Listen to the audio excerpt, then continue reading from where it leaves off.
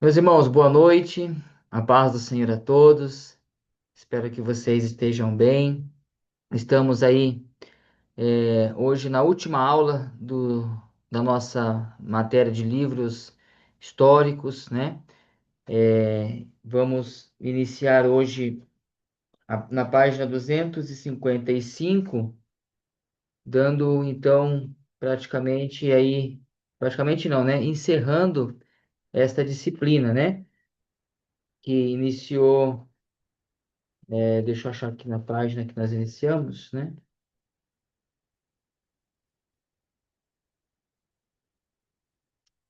203, né? 204, que demos início a livros históricos. Então, hoje, nós vamos, na página aí 255, né? Falar sobre o livro de Esther. Amém? Hoje a gente encerra os livros históricos aí em Esther. Quero pedir a Deus, né, mais uma vez, que esteja conosco, que nos abençoe, que nos dê graça, que abra o nosso entendimento, para que possamos aí ser enriquecidos pela tua palavra e crescer na graça e no conhecimento do nosso Senhor Jesus Cristo. Irmãos, hoje nós vamos falar um pouco aí sobre Esther, né? Uma história muito emocionante, uma história na qual nós vemos mais uma vez a providência divina, algumas curiosidades, né, que nós encontramos aí no livro de Esther. Esther, né, uma das curiosidades é que nós não vemos em nenhum momento do livro, né, a menção do nome de Deus, né, ou falando de Deus, o nome de Deus escrito por escrito, mas nós podemos ver o tempo todo o agir de Deus, né? Vamos ver a provisão, o cuidado de Deus para com o seu povo, para com o povo judeu. Esther é uma mulher que marcou a história com aquilo que o Senhor fez, né? Usando a vida dela para poder poupar a nação ali de um extermínio, né? Então, hoje nós vamos dar uma olhada então para essa grande história, finalizando, né? Aí os nossos livros proféticos e livros históricos. E iniciando na segunda parte aí da aula, nós vamos iniciar hoje já, permitindo Deus, teologia de Deus, né? Vamos dar aí já a introdução hoje na teologia de Deus, finalizando essa matéria e já começando aí uma outra matéria, uma outra disciplina. Vamos correr, quem sabe aí em dezembro a gente consegue aplicar 3 provas para vocês, né? Vai ser um sabadão daqueles, hein? Só de prova. Vão se preparando aí, né? Esse formato aí de estudo à distância, ele é bom, facilita, né? Mas temos um pouco essa dificuldade aí na hora da aplicação das provas, de juntar todo mundo, né? De ter uma agenda aí que consiga encaixar para todos. Mas como nós já temos aí uma agenda marcada para o dia 6 de dezembro, se a gente não conseguir, né, em nenhuma outra data se reunir, nós vamos ter que aproveitar bastante esse dia 6 de dezembro para fazer a entrega dos trabalhos, a aplicação das provas, né? Já temos 2 provas aí já para dezembro, e se a gente conseguir em algum momento esse mês se reunir, a gente finaliza, adianta alguma coisa, senão fica para o mês de dezembro mesmo. Vamos lá? Então, para Esther, né? O título, né? O livro recebe o nome da sua heroína, Esther, que usou a sua posição para salvar o povo judeu de uma destruição. O nome Esther deriva da palavra persa que significa estrela. Já na concepção hebraica, o sentido do nome é Murta. O seu nome hebraico, né? A gente já viu que era muito comum as pessoas terem o nome trocado, às vezes chamado de apelido. Esther também ela tinha um outro nome, né, conhecido no hebraico como Hadassah. tá? Eu vou colocar aqui na lousa o nome dela em hebraico,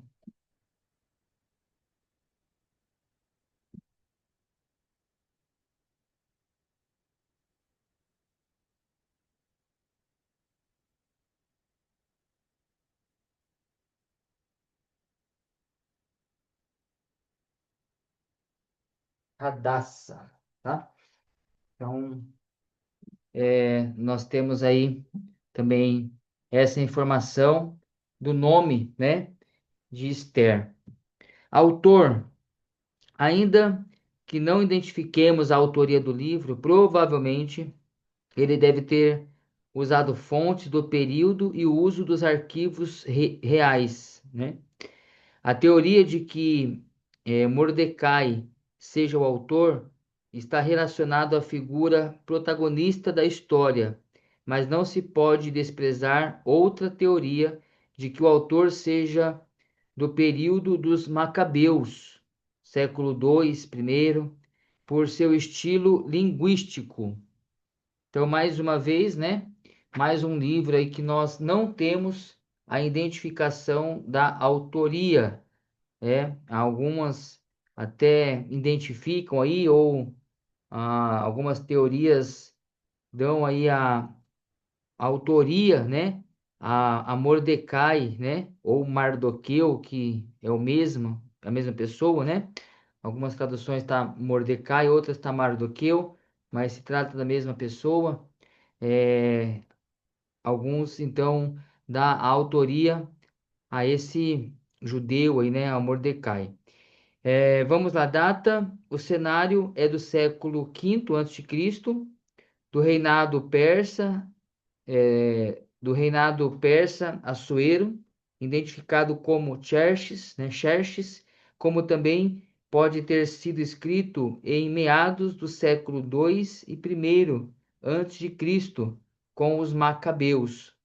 Então essa data também tem essa variação, né? É improvável. E também, dado essa variação de data, também da autoria, né? Porque se acreditar que foi do século primeiro ou segundo antes de Cristo, é bem provável aí que esse escrito se deu aí por algum período, por algum autor lá do período dos Macabeus, né? Então nós não temos aí essa definição, essa data certa e nem a autoria do livro de Esther. Vamos para a história, né? Uma história fascinante, uma história, um drama fascinante que a Bíblia deixa relatado aqui para nós meditarmos e aprendermos um pouco com essa história. A história, a drama é uma das mais fascinantes da Bíblia. As cenas são alucinantes e envolvem os personagens da corte real. O que poderia chamar de escândalos tornam as cenas ainda mais fortes quando entram em cena a Esther e o Mordecai. A drama reflete a grandeza do Império da Pérsia, tanto como da administração, conselho e sistema. Ainda que tenha fundo histórico, o livro propõe uma canção que festeja o Purim, festa judaica que marca a presença real de Deus diante do povo da aliança. Esther entrou em cena 30 anos antes da reedificação do Muro de Jerusalém e 40 anos depois da reedificação do templo, o que possibilitou o trabalho de Neemias. Os eventos relatados no Rolo de Esther sucederam durante o tempo narrado em Esdras, limitando-se aos capítulos 6 e 7. Este livro gira em torno de um fato histórico muito importante, não simplesmente uma história com finalidades morais. É, o livro da nação hebraica de ser aniquilado depois do cativeiro babilônico. O livramento, né? Marca e conta o livramento da nação hebraica.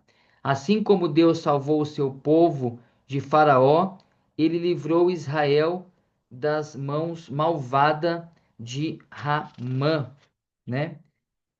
Quem que era esse Ramã, né? Esse Ramã, que temos aqui citado o seu nome no livro de Esther, ele era um príncipe muito importante do reinado do Império Persa, né? E esse Ramã, ele tinha um problema com Mardoqueu, né? Ou Mordecai, como está aí na apostila. Ele não gostava de Mordecai. Por que ele não gostava? Porque Mordecai, ele não se prostrava diante de Ramã, que era um príncipe muito importante, que certamente ele exigia reveneração à sua pessoa. Então Ramã exigia isso e Mordecai, né, Mardoqueu, por ser um judeu conhecedor da Torá, ele não se prostrava diante desse príncipe, né, de Ramã. Então esse homem ele pega uma implicância com Ramã. E Ramã, então, ele decide então é, vingar isso, né? Ele traz isso uma vingança e ele tenta ali fazer uma matança, né? Ele protagonista, ele arma, né? Ele cria, ele arquiteta, né? Tá procurando a palavra. Ele arquiteta todo um jeito ali para poder destruir o povo judeu, né? E o rei, ele confiava muito nesse príncipe, então ele deixava com que esse príncipe fizesse o que ele achasse melhor, né? O rei não sabia que Esther era judia, né? Então, por não saber que Esther era uma mulher judia, ele deixa então Ramã fazer o que ele queria pela confiança que ele tinha nesse homem, Ramã.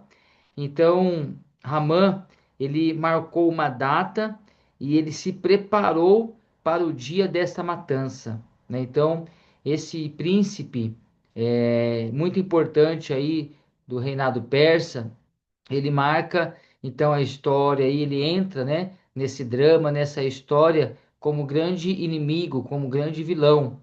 Então, o que acontece? Mardoqueu, ele fica sabendo, né, da arquitetura deste príncipe de Ramã e ele então vai falar com Esther, né? Assim está tudo narrado lá no livro de Esther, tá, irmãos? Aí ele vai falar então com Esther para que Esther então pudesse falar com o rei para interceder, né? Esther interceder diante do rei. Só que se nós formos ler lá, né, os irmãos devem ter lido, se não leu, por favor, leiam, né? É um livro muito gostoso de ler e necessário que se faz necessária a leitura, tendo em vista que estamos estudando sobre, né? Então a gente vai ver que o rei ele estava numa festa, né? Ele pede para que a sua mulher, né, a rainha venha dançar ali, e ele estava já fora de si, e essa rainha então nega vir participar da festa, nega dançar ali com ele, e naquele momento, então, ele renuncia, né? Ele tira a sua mulher do reinado, ele tira ela, né, abandona ela, né? Como esposa e abre-se então ali uma concorrência, né? Ou abre-se ali uma porta para uma nova rainha, né? Então a história conta que chamam-se as mais belas mulheres, né? Daquele momento, daquele contexto, para que o rei pudesse analisar quem ele queria como mulher para poder estar ali compondo esse quadro de rainha.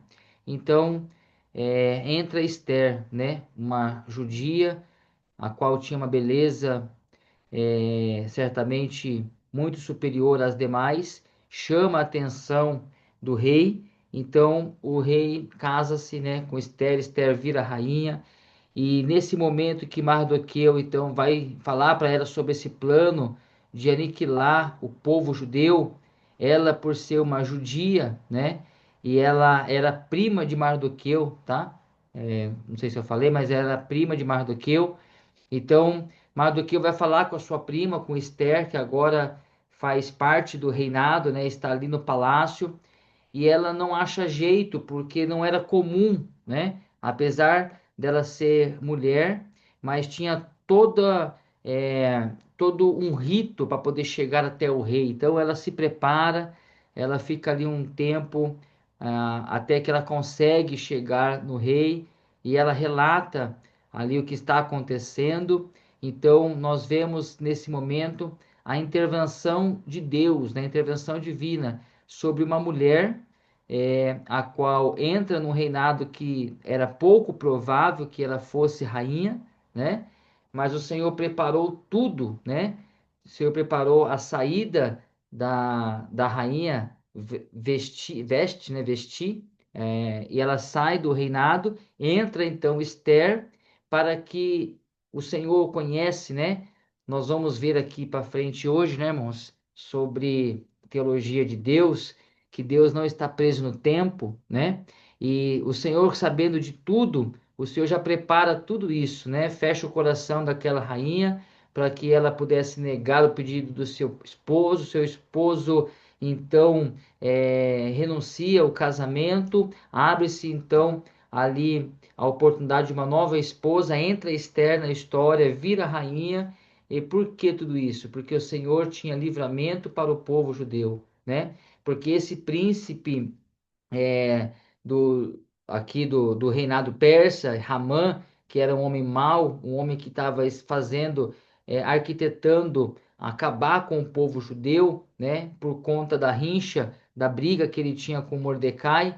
Então o Senhor, sabendo de tudo isso, já preparou um livramento, né? Então levanta Esther como rainha num propósito de livrar o povo de Israel das mãos desse príncipe e de um grande extermínio que certamente iria acontecer ali sob o domínio desse príncipe. Amém? Eu estou contando aqui, mas os irmãos de repente até sabem de tudo isso, né? Mas vale a pena a gente refrescar a memória aí dessa, dessa história tão maravilhosa aí na nossa Bíblia, né? Então vamos lá. Temos aí uma pequena recapitulação e já entramos então na aceitação no cânon. O livro de Esther tem uma peculiaridade que o distingue de qualquer outro livro da Bíblia. Não contém uma única menção ao nome de Deus, nem tampouco há referências à lei ou à religião judaica. Isso se dá pelo fato de que, provavelmente, essa história foi feita a partir da cópia de uma versão persa do livro, ok? Então, ela tem, né, o aceite no cânon, né, no cânon bíblico, mas ela tem essa diferença, né, ela é única na Bíblia, que não leva o nome de Deus, né, nenhuma única vez nós vemos a menção ao nome de Deus e nem referências às leis e religiões judaicas. Não vemos nenhuma referência no livro de Esther. A discussão se estende aos conceitos messiânicos, onde não temos referência da linhagem de Davi, nem mesmo sacerdotal. Contudo, temos evidências claras da intervenção de Deus na história. O ataque ao povo da aliança revelado no esforço satânico para poupar que a sua cabeça seja esmagada, da mesma forma que Esther e Mordecai são os agentes de Deus na atuação soberana para preservar o povo da aliança, né? Então, é aquilo que eu já estava contando aqui para os irmãos sobre o enredo de toda a história, né? Que certamente nós vemos as mãos de Deus ali na preparação de tudo, ao levantar Esther como rainha, o seu primo, né? Mordecai, que estava ali à beira também do palácio, ouvindo tudo isso que estava para acontecer, fala para Esther e ela com uma intercessora do povo, né? Leva então essa informação e muda o quadro, e o Senhor então poupa novamente o povo de uma grande tragédia que estava por acontecer. Então, nós vemos aí as mãos de Deus, né, irmãos, na história mais uma vez. Relevância religiosa. Estudiosos afirmam que o principal propósito do livro é autenticar a festa do Purim, uma celebração agitada, repleta de alegria e ânimos exaltados, em que suspende as convenções comuns de decoro e compostura, dando espaço para a diversão. No Talmud, temos referência do início da festa: bebei vinho até não conseguir distinguir entre Mordecai e Ramã. Então, essa relevância, né, religiosa, ela autentica, né, o livro como um grande propósito de poder mostrar aqui a autenticidade da festa do Purim, né? Uma festa de celebração bastante exaltada, de alegrias, onde se bebia bastante vinho, né? E é nesse princípio, é nesse contexto que o Senhor usa, né, para com que aquela rainha então se não vá dançar, né, não aceite o decreto do rei, a qual o Senhor então abre o caminho para Esther entrar na história, porque o Senhor tinha um propósito sobre tudo isso, né? Então nós vemos aí um grande agir do nosso Deus dentro da história de Esther. O tema, encontramos aqui a doutrina da providência, né? Olha só, né, irmãos? O que estou dizendo aí, ó? É exatamente isso. Esther não faz referência explícita a Deus, mas com certeza proclama fé na proteção de Deus para o seu povo. A notícia do edito do rei da Pérsia leva Mordecai a vestir panos de saco e chorar publicamente, levando os judeus a jejuar, chorar e lamentar, né? Então, esse tema certamente não conseguia, né? Não temos outro a discutir a não ser a grande provisão de Deus, né? A providência de Deus na intervenção divina sobre aquilo que estava para acontecer. Amém? Eu vi aqui de novo, né, irmãos? Eu até grifei aqui hoje, durante o dia, quando eu estudava. Os irmãos já devem ter notado aí na apostila alguns erros de gráfica, tá bom? E nós temos aí um outro erro de gráfica aí nessa última linha que nós lemos aí do tema. Nós vamos ver ali, ó, a palavra judeus, né, escrito com D maiúsculo, né? Isso aí é um erro de gráfica, tá, irmãos? Essa palavra não existe, essa escrita, tá bom? Tá escrito aí, ó. Vou colocar na lousa do jeito que tá, os irmãos podem até corrigir aí. É,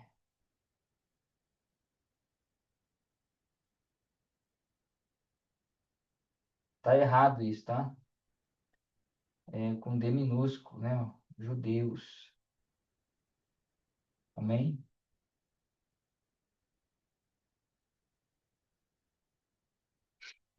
Identificaram aí, irmãos?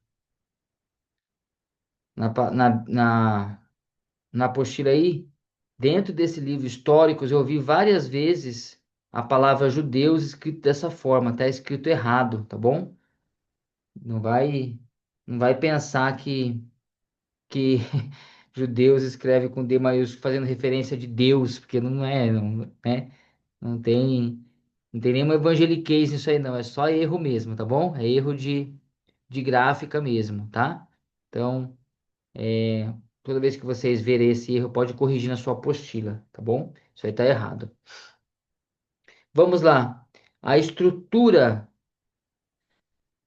a estrutura do rolo de Esther é bem complexa, contudo necessita de uma breve consideração. Destaco a função dos discursos de cada drama.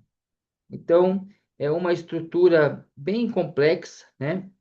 Desses capítulos, é um livro pequeno, fácil de ler, mas ele tem aqui algumas complexidades que se dá nesse drama escrito aí ao decorrer do livro de Esther. Então, do capítulo primeiro e segundo, nós vemos a apresentação dos protagonistas e relatos essenciais para desenvolver a drama, né? Então inicia-se o cenário com toda essa apresentação dos protagonistas, se dando aí do capítulo primeiro a segundo.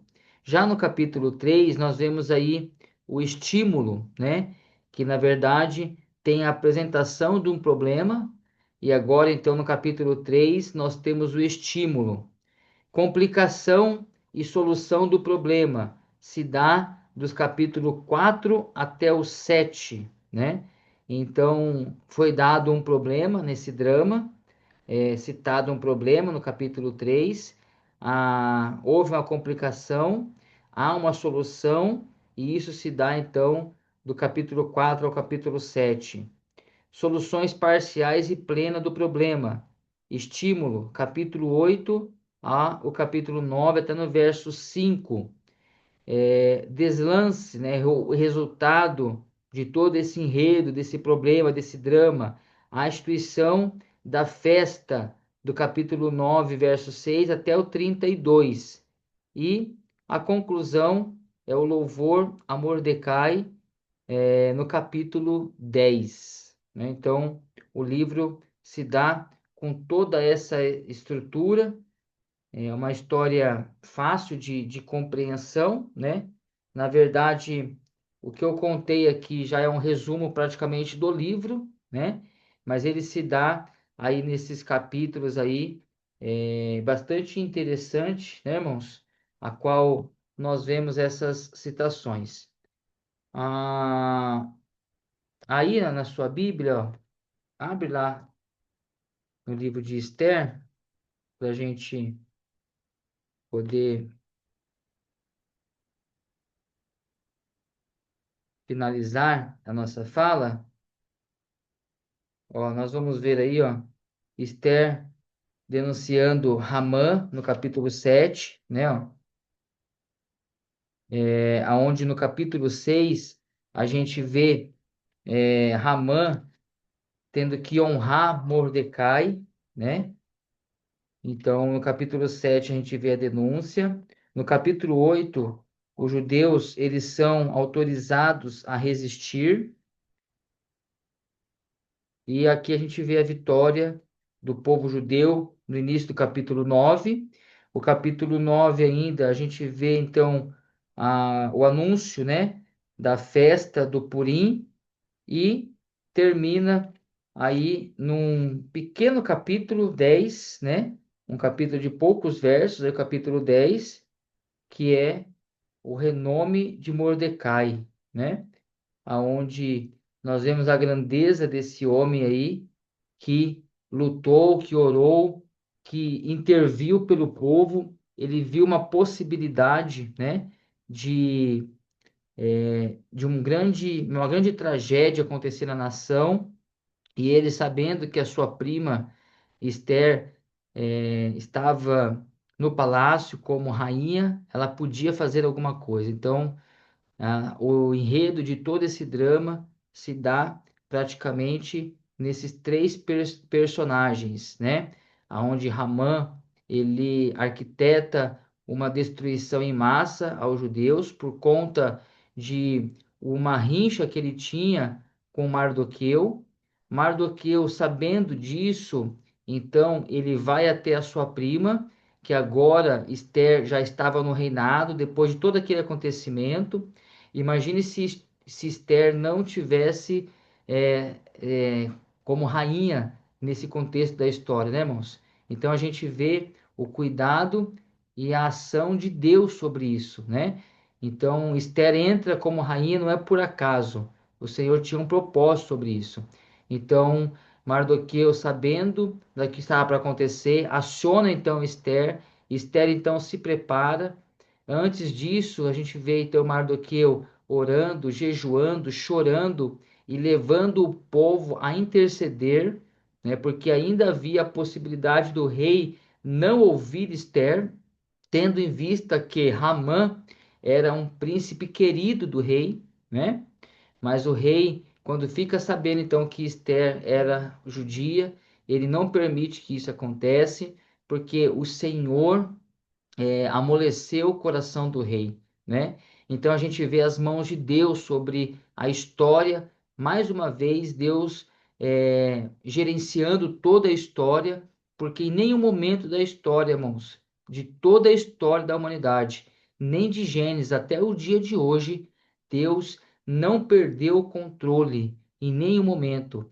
O Senhor controla a história, né? O Senhor controla as nossas vidas. Deus está no domínio da história de toda a nação, de toda a raça humana e cuidando do seu povo, desde o início da criação até os dias de hoje.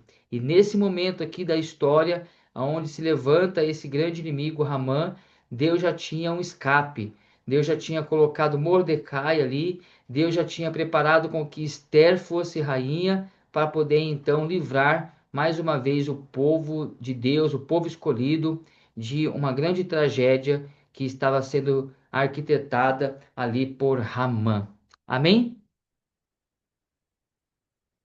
Beleza? Tranquilos? Fácil, né, irmãos? Aqui é benção, né? Um livro fácil de compreensão. Não temos muita teologia, né, para poder falar. Só algumas curiosidades, né?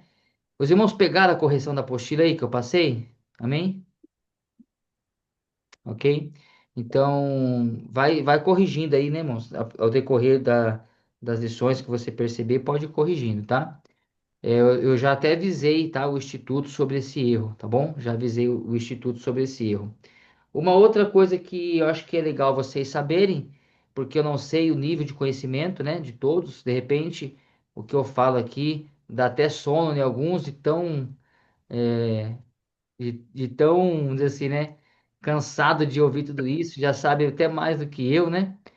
Mas eu acho que vale a pena ressaltar algumas curiosidades, porque de repente alguém não sabe. Por exemplo, você pode pegar aí na Bíblia, né? Em algumas versões, vocês vê o nome Mordecai, né?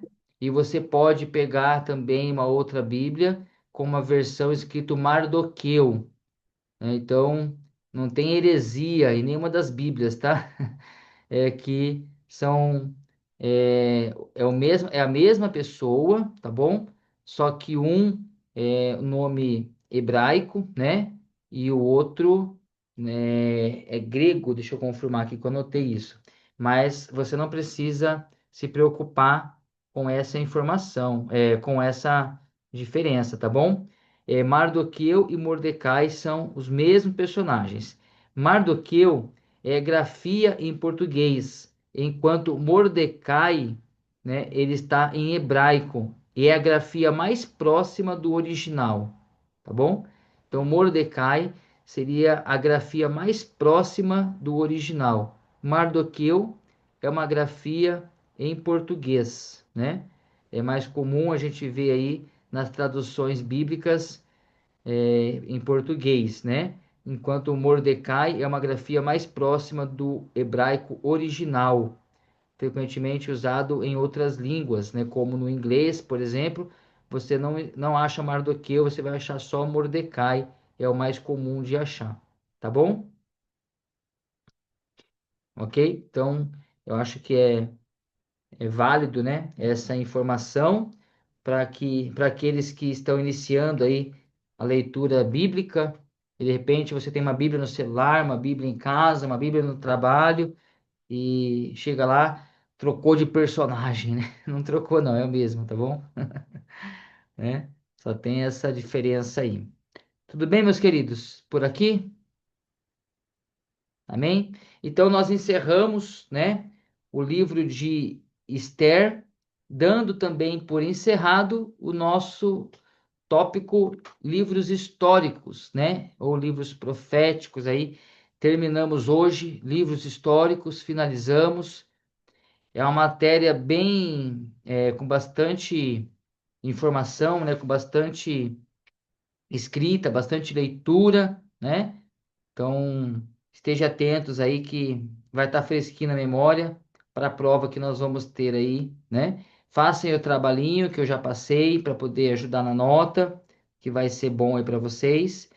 E nós vamos entrar então agora numa matéria interessantíssima, né? Uma matéria muito gostosa de se ver, que é teologia de Deus. Então, encerramos aqui livros históricos, vamos sair desse cenário, né, do Antigo Testamento, dos anos 500, 400 antes de Cristo, 700, né, que nós vimos aí desde lá de Samuel, Reis, né, Crônicas. Então, nós vamos agora sair desse contexto histórico a qual nós estávamos e vamos entrar então na teologia de Deus, trazendo todo um pano de fundo para aquilo que nós vamos ver lá na frente, que são os evangelhos sinópticos, né? Então agora começa a engrossar um pouco o caldo, fica mais gostoso, né? Matéria que a gente vai ver bastante coisa aí no Novo Testamento, coisa que a gente usa mais no dia a dia, que estamos aí, informações que vai acrescentar para o resto das nossas vidas. Então nós vamos tomar um cafezinho, né? Vamos tomar uma água rapidinho e a gente volta daqui a alguns minutos falando então sobre teologia de Deus. Amém? Até daqui a pouco.